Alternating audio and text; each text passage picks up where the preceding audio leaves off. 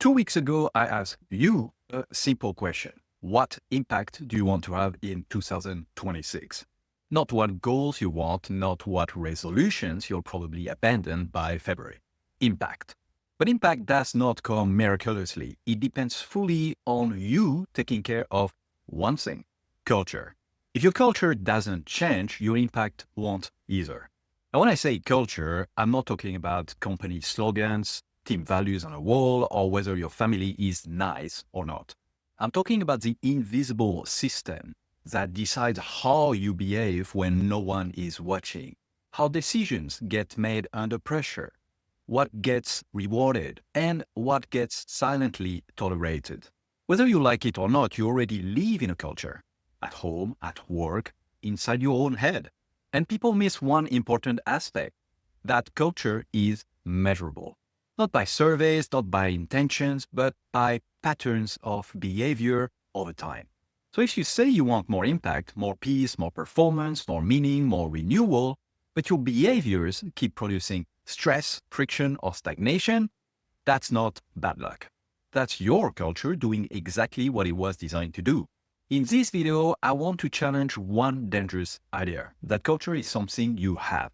Culture is something you design, consciously or by default. Impact is the destination. Culture is a system that makes it inevitable or impossible. Hey, my name is Greg from Renew. I'm a master coach helping people, teams, and organizations to know, design, and become themselves. Renew and I are here to help you live a life where you have control. Most people talk about culture as if it were a mood.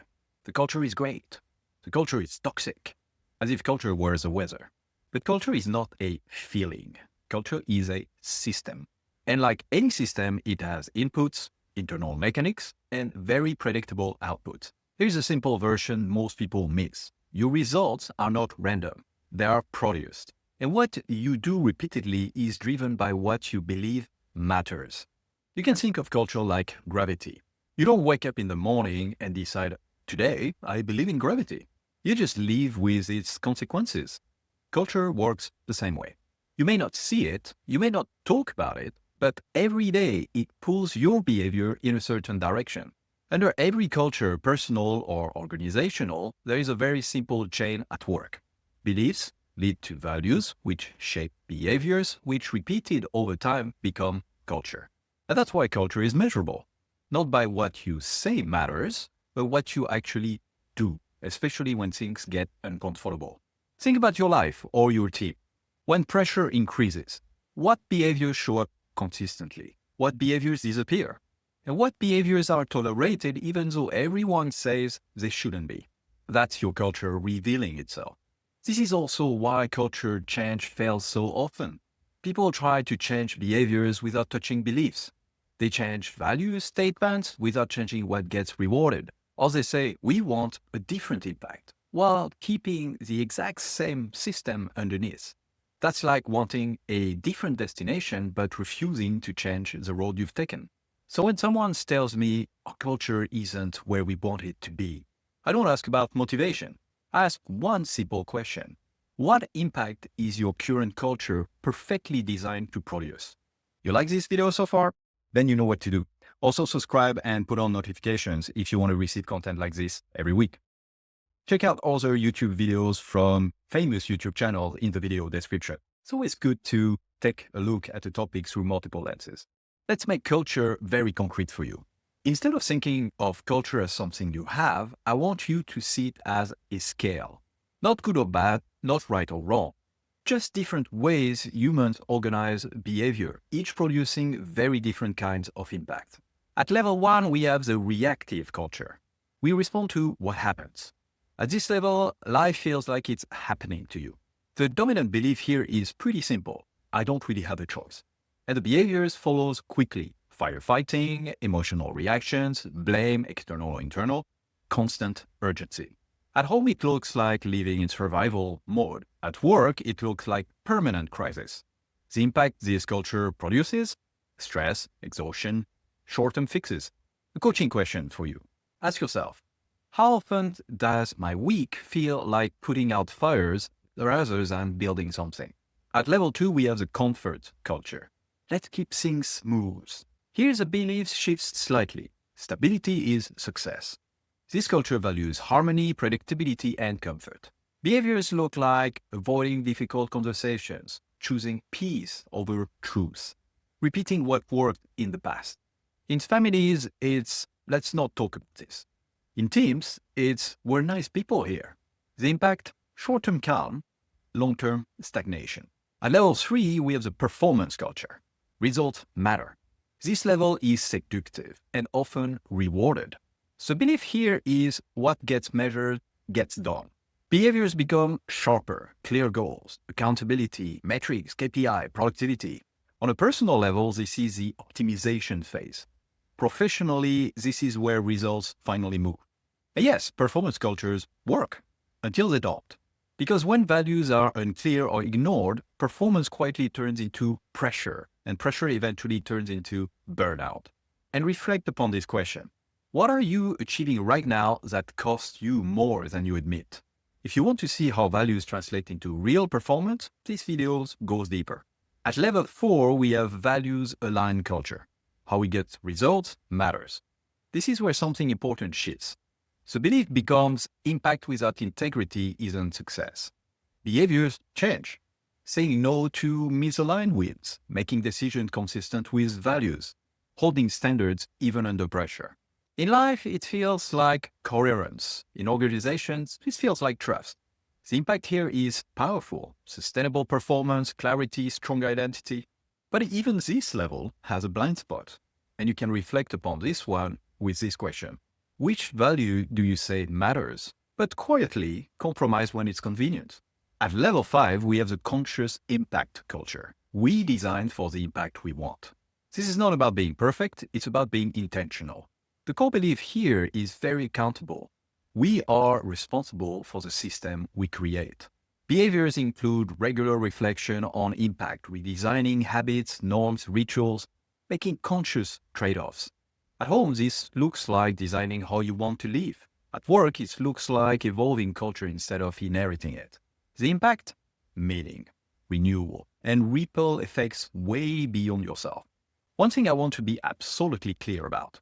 These levels are not personality types, they're patterns. You can be level 4 at work, level 2 at home, level 1 with yourself when you're tired. Culture shifts depending on awareness and choice. So here is the real question, and it's an uncomfortable one. Where does your current culture naturally place you? And where does the impact you want require you to be? Now comes the part that most people skip. Once they have defined the impact they want, they jump straight into action. New habits, new goals, new rules. And then they're surprised when nothing really changes. If you want a different impact, you don't start with motivation. You start with design. And design always works backwards. At step 1, you start with impact. I won't ask you again what impact you want. You already did that in the last video. What I want to ask you is this. If this impact were already happening, what would people see you doing differently, consistently? Not occasionally, not on a good day, consistently. And as a small micro exercise, write down 3 observable behaviors that would make your desired impact inevitable. At step 2, we design for behavior, not willpower. Here is a hard truth for me as a coach, but also as a people who lived it. Willpower is totally unreliable. Culture changes when behavior becomes easy, expected, reinforced, not heroic. So instead of asking, how do I motivate myself or others more, ask, what needs to change in the environment so the right behavior becomes the default? Here are some examples. If presence matters, what interrupts are you tolerating? If trust matters, what promises go unkept? If renewal matters, what pace are you normalizing? At step 4, we check the values that justify the behavior. Every behavior has a value behind it, even the ones you don't like. Overworking often hides a value like being indispensable. Avoiding conflict often hides a value like being liked. So ask yourself, what value is currently winning? And is it actually aligned with the impact you want? As an exercise, for one behavior you want to change, complete this sentence. I keep doing this because I value, then decide consciously whether that value still deserves to lead. At step 4, we're changing the beliefs beneath the values. This is where culture really has the potential to shift. Values don't change until beliefs are questioned. Beliefs like, if I slow down, I'll fall behind. If I say no, I'll disappoint people. If I change, I'll lose who I am. Culture evolves when you replace inherited beliefs with chosen ones. So as an exercise, ask yourself, what belief must be true for my desired impact to be possible? And then, what belief am I still living that quietly contradicts it? Culture doesn't change when you try harder. Culture changes when beliefs are updated, values are clarified, behaviors are redesigned in service of a chosen impact. That's not personality change, that's renewal. And a final point, culture is never finished. Not in organizations, not in families, and definitely not in you. The moment you stop designing culture consciously, default takes over. All beliefs resurface, all behaviors creep back in. Not because you failed, but because systems always win over intention. Because the most powerful cultures are not loud, they're consistent. And the most meaningful impact doesn't come from dramatic change. It comes from small conscious choices repeated long enough to become who you are. I'll leave you with a quote. We don't rise to the level of our goals, we fall to the level of our culture. If you think that personal, team, and organizational values should be aligned to produce the right outcome, well, you're right, and I might want to watch this video for much more about that.